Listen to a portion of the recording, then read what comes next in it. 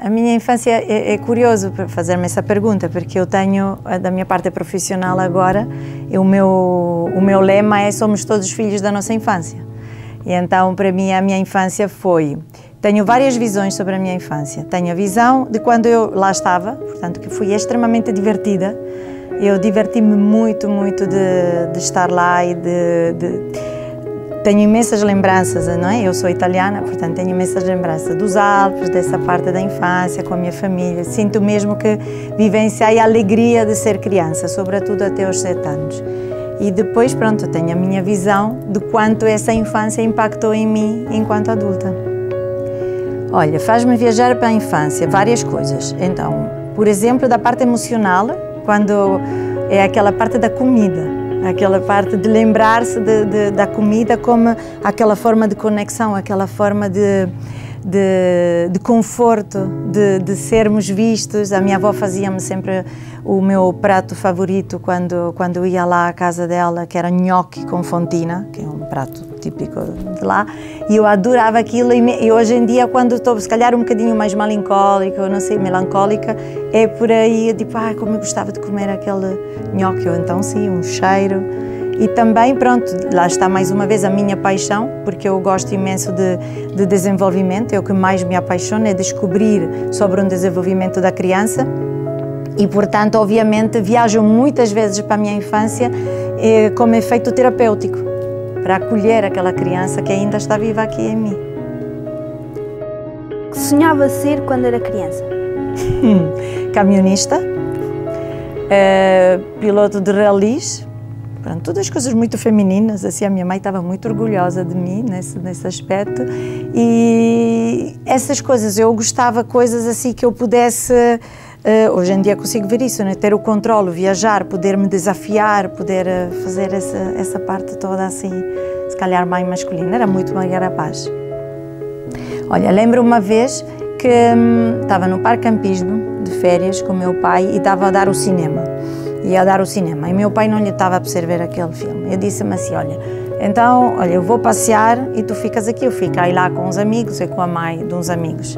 E de repente, aquilo tinha para mim uma multidão de gente, de repente vi o meu pai a desaparecer, e não havia telemóveis nem nada disso, e eu fiquei a chorar desde que deixei de ver o meu pai até ele voltar a aparecer no final do filme, tipo, não, tipo, eu sou independente, eu quero ficar aqui sem ti, mas mal ele desapareceu, dar-me aquela falta dele.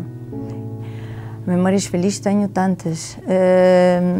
Olha, lembro-me quando era pequenina, que estava na montanha e estava a esquiar. Eu comecei a esquiar com 3 anos, então eu adorava, quando nevava muito, ir comprar pão, aquelas coisas com os meus quis, não é? Que eram assim umas coisas de plástico, e ia até lá.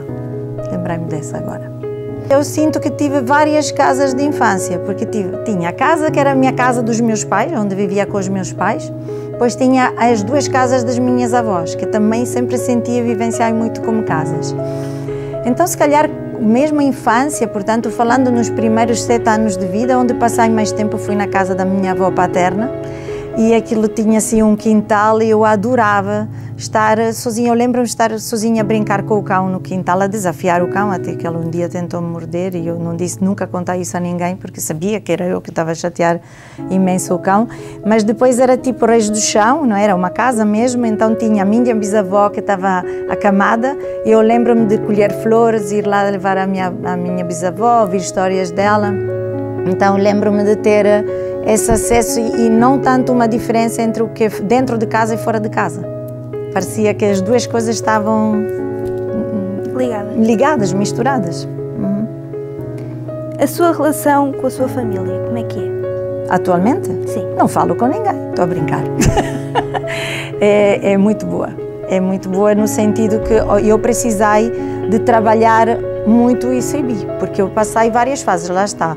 Passei uma primeira fase em que eu achava que os meus pais eram super-heróis, não é? Que acho que todas as crianças um pouco passam isso. Tipo, eu adorava-os e tive sempre essa ótima relação com eles. Depois comecei a fazer uma parte da minha vida em que comecei a olhar para mim, a entender-me melhor. Então aí precisei de criar alguma distância. Também viajei para Portugal com 24 anos e depois fiz todo o meu percurso interior, terapêutico, de curas, também sobre a infância.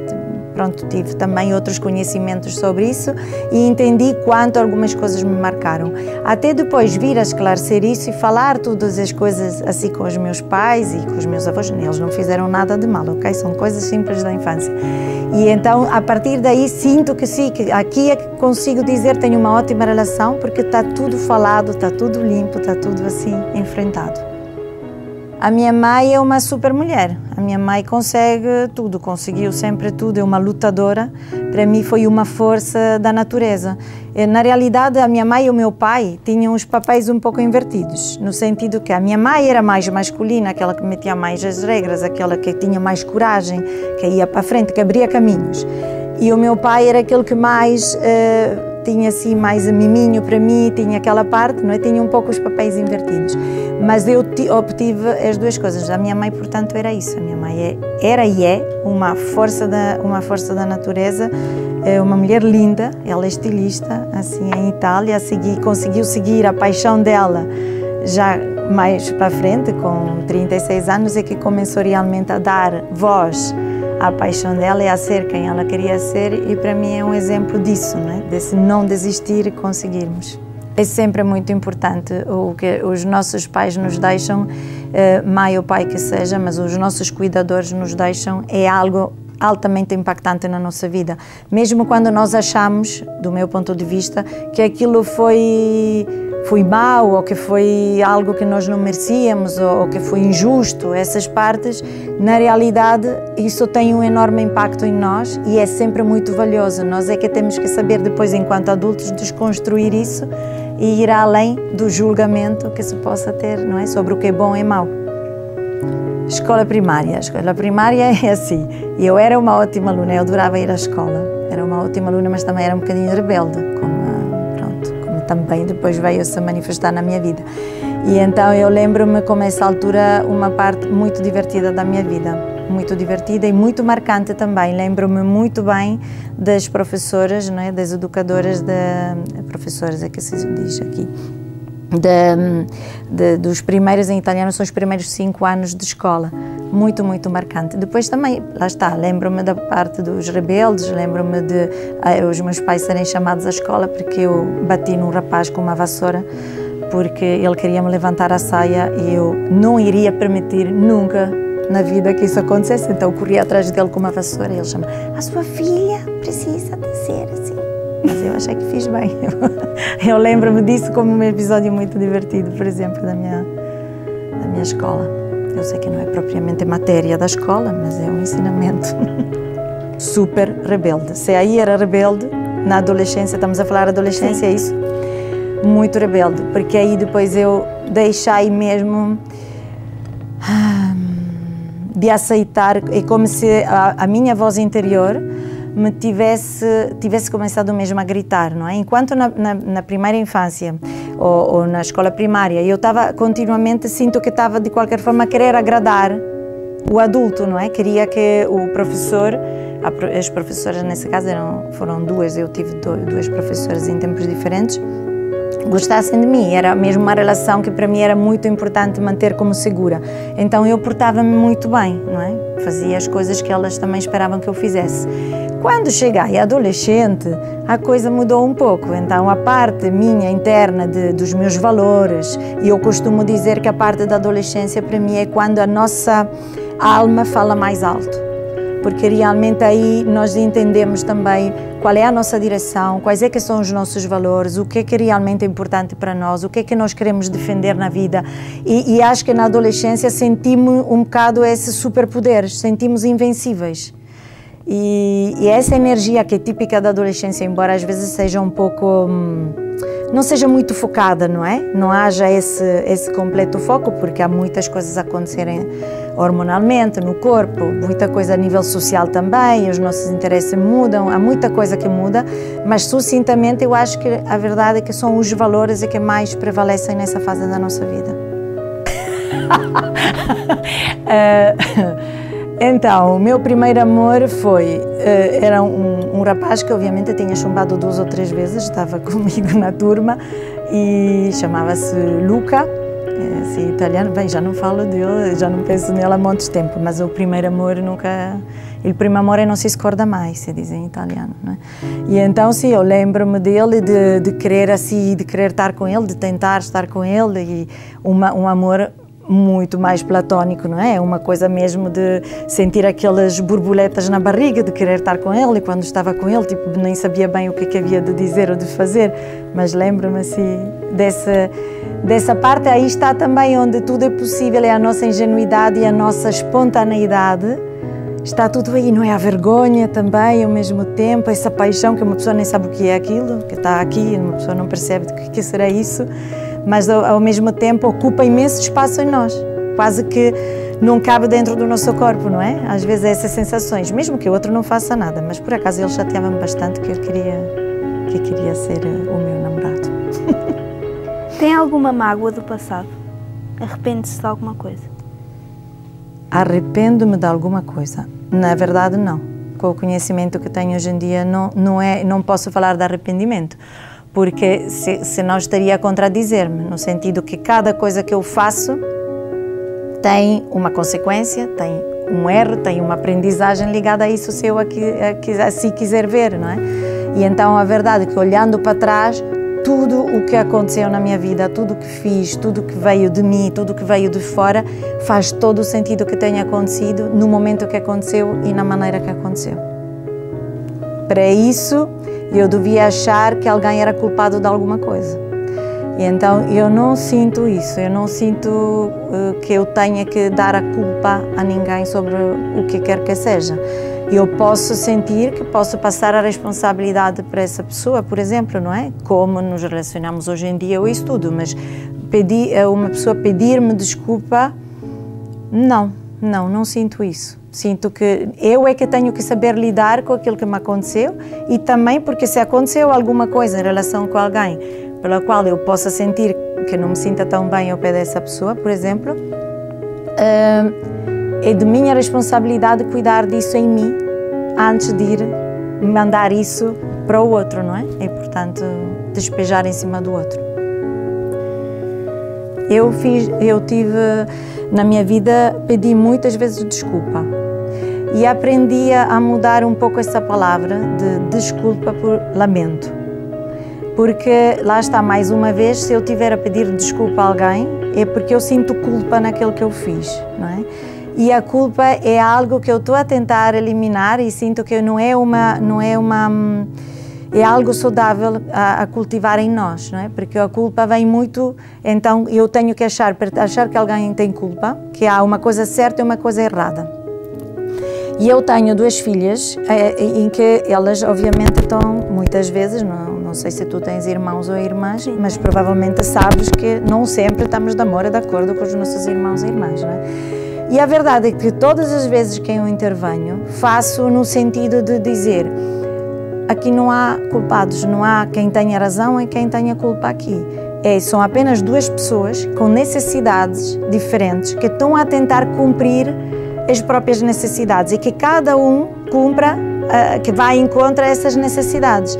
Portanto, a verdade é que para mim a palavra culpa é mesmo algo que eu estou a tentar, obviamente está em mim porque eu fui condicionada com isso, não é? Devias sentir culpa por aquilo que disseste, não é? E muitas vezes as crianças são obrigadas a pedir desculpa. Pede desculpa, senão eu não te falo mais, senão não sei quantos. E para mim isso mexe mesmo muito com o meu sistema interno. Não gosto mesmo dessa palavra. Mas muitas vezes fiz isso, porque fui educada dessa forma. Agora não vou mais por aí, ou tento não ir. Qual é a sua palavra preferida? Paixão. Porquê? porque sou apaixonada pelo que eu faço, sou apaixonada pela vida, sou apaixonada pelas minhas filhas, sou apaixonada pela autocaravana, para viajar. A paixão é algo que nos move de dentro. É o que, para mim, é o meu motor. Se eu não tiver a pôr paixão, se eu não tiver aqui com paixão, a falar contigo, eu não poderia estar aqui. Portanto, a paixão é o motor que me leva assim para a frente. E quando eu não sinto paixão, eu sinto-me assim... E as pessoas notam isso, então é compaixão. Não, também compaixão é uma boa palavra, mas é paixão. É compaixão que eu levo à vida.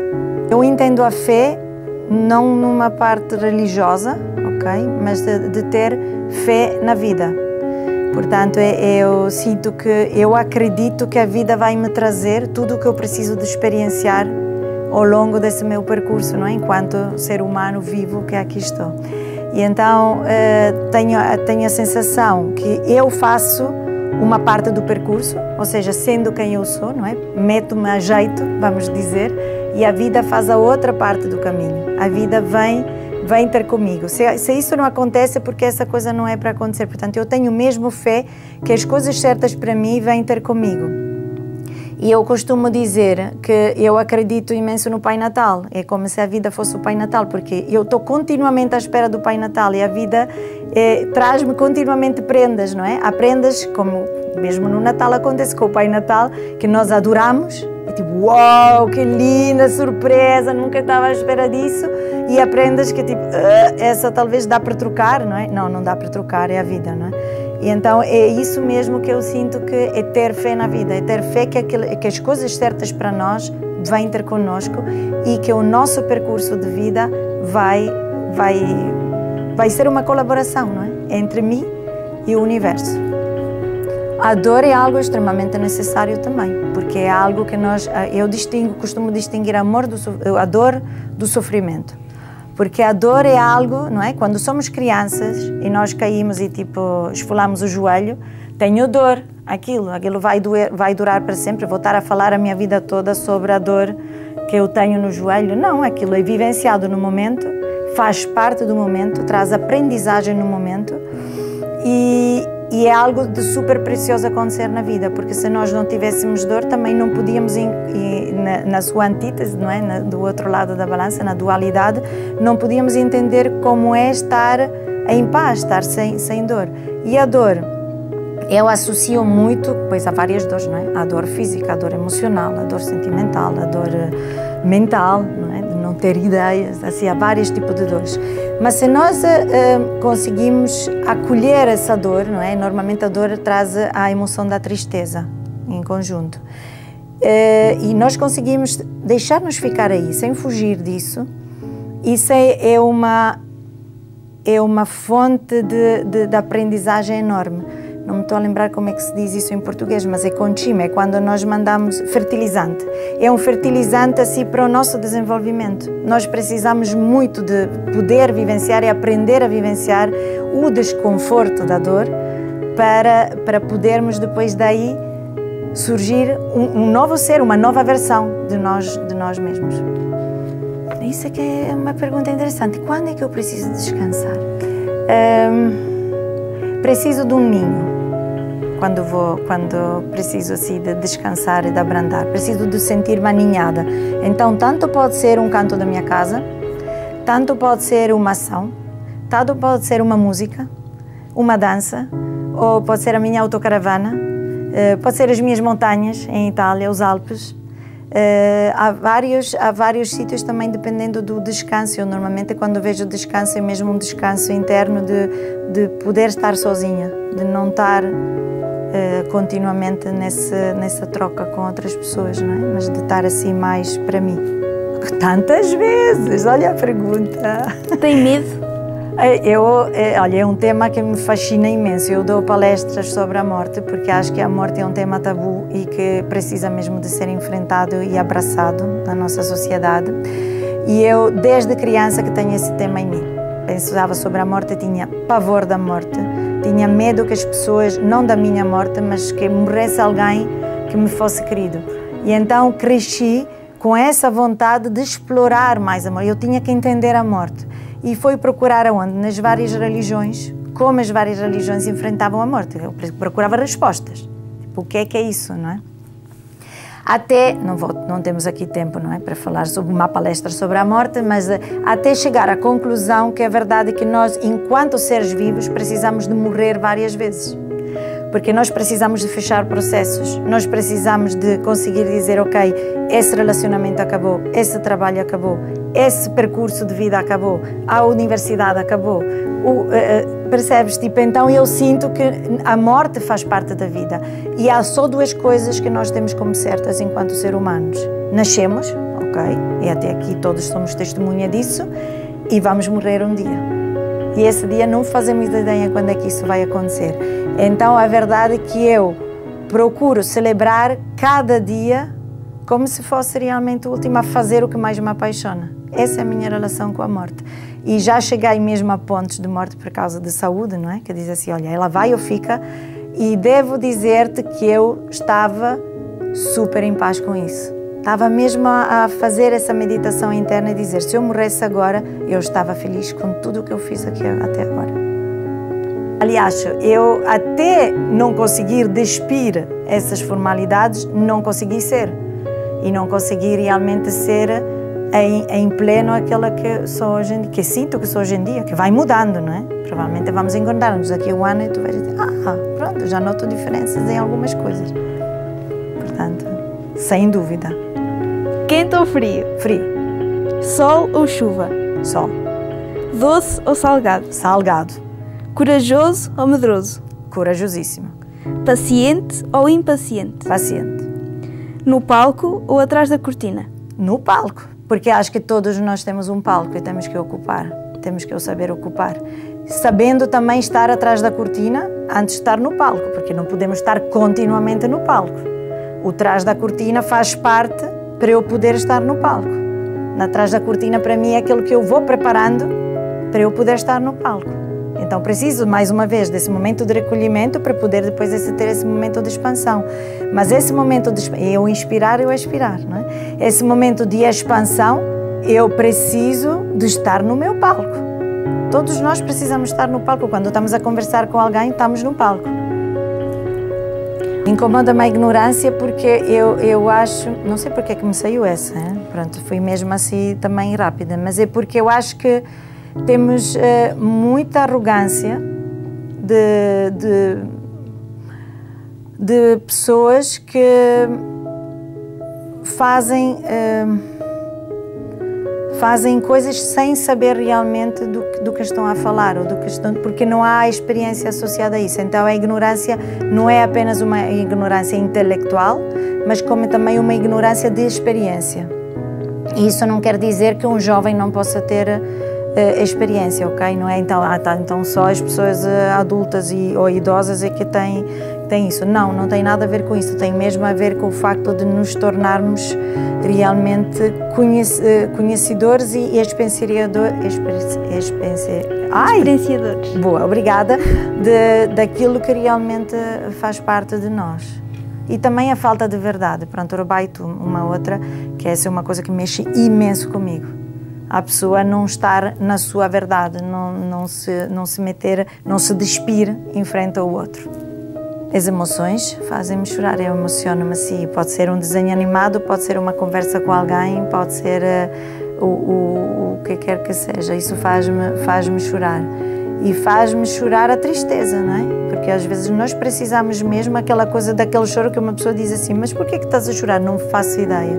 Mas essa parte da vivenciar a emoção da tristeza. Mas, portanto, são as emoções que me fazem chorar, que provocam essa parte, assim, essa manifestação do corpo. Depende do momento, depende do que estamos a falar, para o que é que eu preciso dessa força. Às vezes é assim, a resposta assim, automática vinha-me, vou buscá-la da paixão, ok? Do qual falámos há pouco, não é? Aquilo é um círculo, que eu estava a dizer, a paixão dá-me a força para eu ir além. Mas muitas vezes não foi assim, não foi apenas isso, embora tenha uma paixão lá para trás. Mas, por exemplo, as minhas filhas dão-me imensa força e deram-me imensa força para eu ser quem eu sou. Porquê? Porque eu preciso de ter um sentido de responsabilidade frente às minhas filhas. Não vale eu estar a dizer às minhas filhas: tu tens que seguir a tua paixão, tu tens que ser forte, tens que ser corajosa, tu tens que conseguir defender aquilo que são os teus valores, não é? Ir para a frente com isso e depois eu não fazer isto, não é? E então elas dão-me essa força sem ser algo, mas apenas com a existência delas. E os jovens dão-me força, porque eu acredito que o meu trabalho seja muito importante para preparar território para os que virão, não é? Eu não sei se vocês conhecem um livro que é O Homem que Plantava Árvores, mas eu identifico, é um livrinho assim muito pequenino, mas é muito significativo para mim, porque eu identifico muito o meu trabalho com esse livro, que é a história de um homem que estava num terreno e ele passou a vida toda a plantar árvores. E as pessoas diziam: mas por que é que estás a plantar árvores? Quando as árvores crescerem, não é? Tu já não vais aí estar. E é pelo amor, lá está, ao todo. Não é? É aquilo que estávamos aqui ligando, fazendo todas as pontes. E para mim isso é mesmo extremamente um ponto de força. E eu saber que tenho que assumir a minha responsabilidade para deixar o mundo melhor de como o encontrar. E assim como faço com qualquer sítio, eu tento fazer com qualquer sítio a cada pessoa que se cruza comigo. É deixar que essa pessoa, depois de ter entrado em contato comigo, que se sinta melhor, ou o sítio também que possa acrescentar alguma coisa. Sou isso que tu estás a ver até 10 de manhã comigo até agora. Essa parte da máscara, sabes que a máscara é algo extremamente necessário na nossa infância. Nós precisamos e construímos máscaras, não é? Fazendo uma pequena ligação com a parte da psicologia, nós construímos máscaras frente aos nossos cuidadores, porque temos que ser a menina bem comportada, temos que ser várias coisas, não é? Que não interessa agora aqui prolongar-nos sobre isso, mas nós precisamos de vestir máscaras, de meter uma máscara, porque eu tenho que ser o quê? Amada. A criança o que mais precisa de ser amada pelos próprios pais ou pelos cuidadores. E então, se a criança não tem isso, se sente que, sendo ela própria, não vai obter esse amor, ela mete uma máscara. Depois mete duas, depois mete três, e como a pessoa usa uma máscara, num contexto usa uma outra. Portanto, nós precisamos também de ter consciência de todas as máscaras que nós temos, e esse é um trabalho longo, não é? Ao longo de uma vida, e perceber, tipo, ok, eu vou ousar, vou ter coragem para me vulnerabilizar e tirar essa máscara, e bora lá ver como é que corre. Porque as primeiras vezes que não usamos as máscaras, aquilo, uau, né? E lá está, e quem sou eu sem essa máscara? É uma pergunta que nós podemos pôr-nos várias vezes ao dia até. Obrigada. Muito obrigada eu. Obrigada. Foi um prazer.